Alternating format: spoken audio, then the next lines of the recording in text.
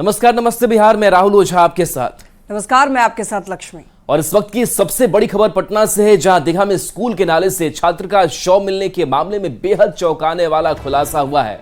School के principal और उसके बेटे ने पूछताछ में स्वीकार किया है कि बच्चे को स्कूल में चोट लग गई थी, लेकिन स्कूल की ओर से उसे अस्पताल ले जाने के बजाय बच्चे को सेप्टिक टैंक में डाल दिया और खून के धब्बे को भी धो दिया गया था।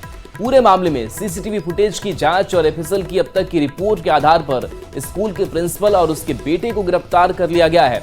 दीघा में निजी स्कूल टाइनी टोट्स एकेडमी स्कूल के 4 साल के छात्र आयुष का शव स्कूल के ही नाले से मिला था, जिसके बाद बच्चे के घर वालों और लोगों ने बवाल किया था। स्कूल को भी आग के हवाले किया गया था।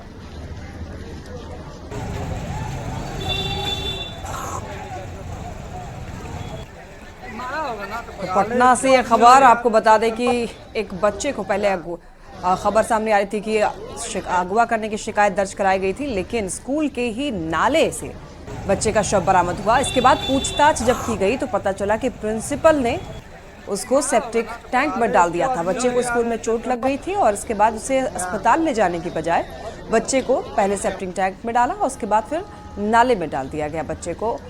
तो इसके बाद अब आगे की कार्रवाई जारी है। इस प्रिंसिपल को और उसके बेटे को पुलिस ने गिरफ्तार कर लिया है। हालांकि इस दरमियान स्कूल में काफ़ी तोड़फोड़ किया गया, परिवार वालों की तरफ से आगजनी भी की गई, आग लगाई गई स्कूल में, सड़क पर धरना प्रदर्शन भी किया गया।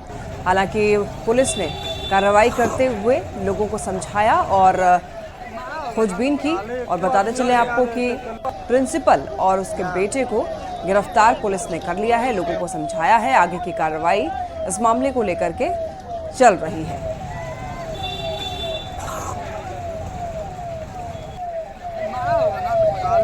देखिए, 3 तस्वीरें टीवी स्क्रीन पर आपको दिखा रहे हैं। एक तस्वीर जब काफी ज्यादा आक्रोश देखने को मिला परिवार वालों में और ग्रामीणों में। इसके बाद दूसरी तस्वीर जब स्कूल में आग लगा दी गई लोगों के द्वारा, तो इसके बाद देखिए जो दमकल कर्मी हैं वो आग बुझाते हुए यहाँ पर नजर आ रहे हैं। और तीसरी तस्वीर जब मामला काफी ज्यादा गंभीर हो गया, लोग काफी ज्यादा आक्रोशित हो गए, तो उनको काबू करने के लिए पुलिस की टीम मौके पर पहुंची और काफी संख्या में पुलिस बल को वहां पर मौजूद किया गया ताकि स्थिति को कंट्रोल किया जाए। और इसके बाद लगातार पूछताछ की गई।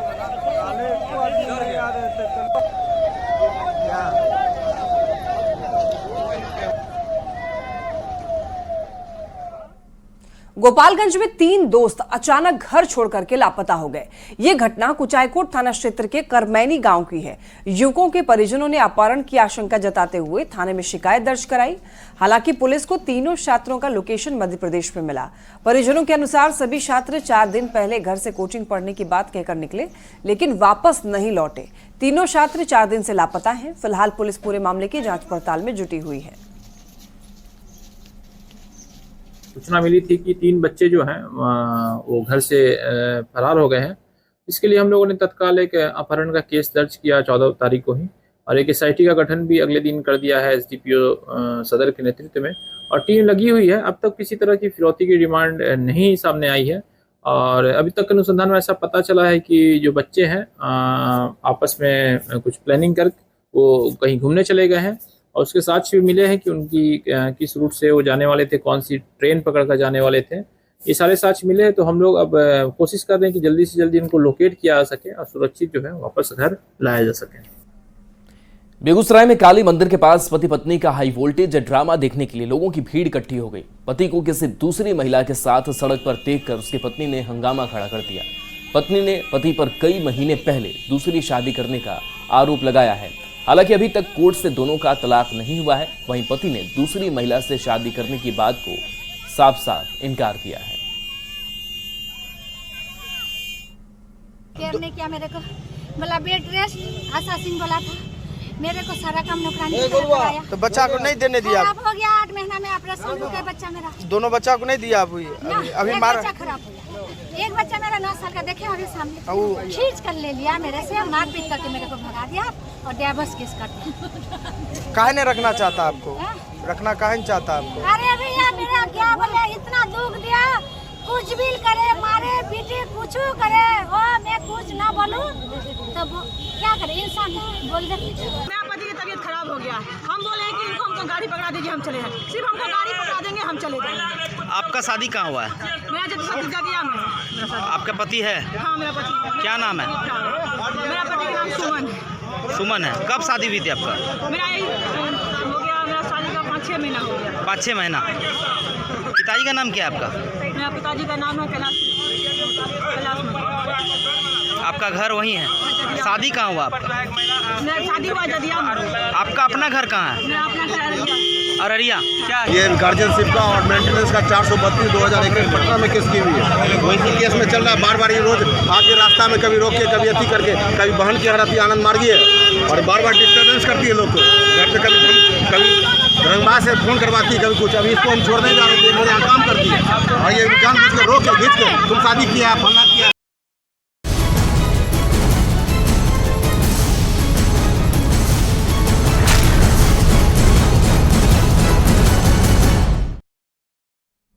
और अब बात कर लेते हैं देश के आदेश की चुनावी खबरों की। तो देखिए, आज 5वें चरण के प्रचार का शोर थम जाएगा। 20 मई को देश में 5वें चरण की वोटिंग होनी है।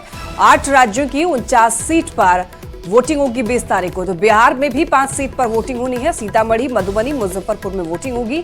सारण और हाजीपुर में भी 20 मई को वोटिंग होनी है। तो आज उसको लेकर थम जाएगा चुनाव प्रचार। तो 5वें चरण के चुनाव के लिए प्रचार प्रसार का शोर थम जाएगा। आपको बता दें कि 20 मई को देश भर में 8 राज्य की 49 सीटों पर वोटिंग होनी है। बात करें बिहार की, तो बिहार में भी 5 सीटों पर वोटिंग होगी। सीतामढ़ी, मधुबनी, मुजफ्फरपुर, सारण और हाजीपुर, तो इन 5 सीटों पर वोटिंग होनी है। इसको लेकर के चुनाव प्रचार आज थम जाएगा। इसको लेकर के आपको बताएं कि तमाम चुनाव प्रचार करने के लिए पार्टी लगातार जुटी हुई थी। धुआंधार चुनाव प्रचार किया गया। छपरा के मदरसा में ब्लास्ट की घटना पर केंद्रीय ग्रामीण विकास मंत्री गिरिराज सिंह ने बड़ा बयान दिया है। गिरिराज सिंह ने कहा है कि छपरा के मदरसा में ब्लास्ट बताता है कि बिहार सहित सभी मदरसे और मस्जिद आतंकवाद को बढ़ावा देते हैं। ये शुरू से परिपाटी बनी हुई है और इसको लालू प्रसाद और राहुल गांधी की पार्टी बढ़ावा दे रही है। बम ब्लास्ट ये बताता है कि बिहार सहित तमाम मदरसा और मस्जिद जितने हैं वो आतंकवाद को ही बढ़ावा देता है। ये सबूत दिख रहा है। छपरा में बम ब्लास्ट होना एक जगह नहीं हुआ। जब रामनवमी का जुलूस था, ससाराम में भी हुआ था। ये शुरू से परिपाटी बनी हुई है और इसको बढ़ावा देने का काम लालू यादव और राहुल गांधी का। सारण लोकसभा सीट की चुनाव प्रचार खत्म होने में अब कुछ ही वक्त बाकी है। तो ऐसे में दिग्गजों ने अपनी ताकत झोंक दी। आरजेडी अध्यक्ष लालू प्रसाद तबियत ठीक नहीं होने के बावजूद लोगों के बीच पहुंचे और बेटी रोहिणी आचार्य के लिए वोट मांगा। लालू प्रसाद ने लोगों से वोटिंग की अपील की।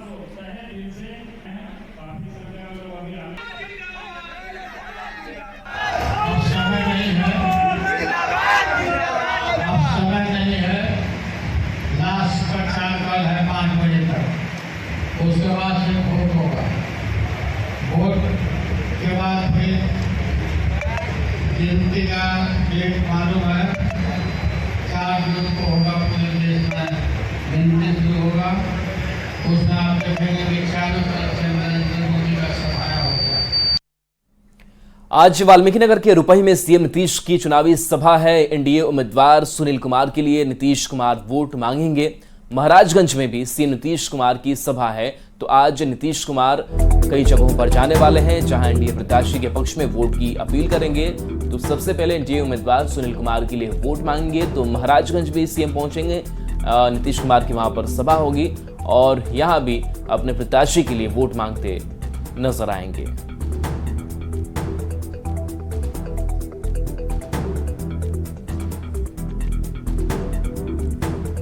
लोकसभा चुनाव के दंगल के बीच नेता एक दूसरे पर तंज कस रहे हैं। हार जीत के दावे तो हो ही रहे हैं, पर बिहार के नेता प्रतिपक्ष तेजस्वी यादव ने एक नया नारा दिया है जिस पर पलटवार चिराग पासवान की ओर से किया गया है। रिपोर्ट देखिए।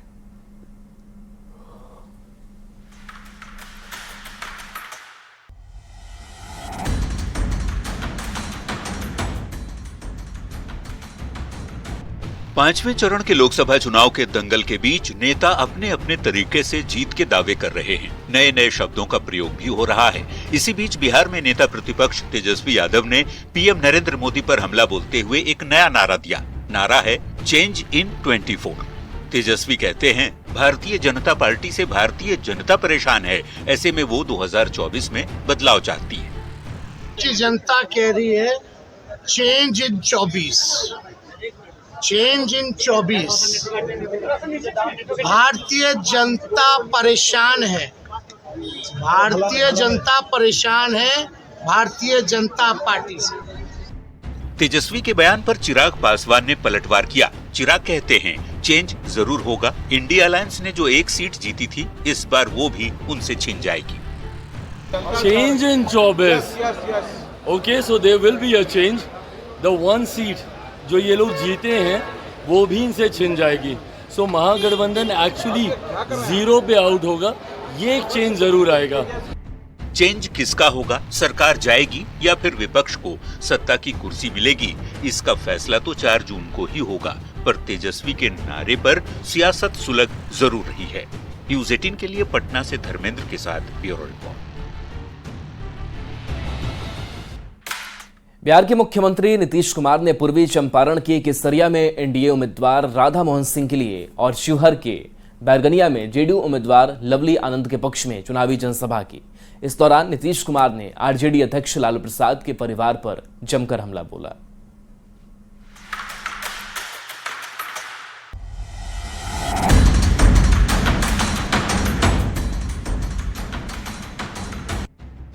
लोकसभा चुनाव के 5वें चरण का प्रचार तूफानी रूप ले चुका है। बिहार के सीएम नीतीश कुमार लगातार रैली पर रैली कर एनडीए उम्मीदवारों के लिए वोट मांग रहे हैं। शुक्रवार को सीएम नीतीश कुमार ने 2 रैलियां की।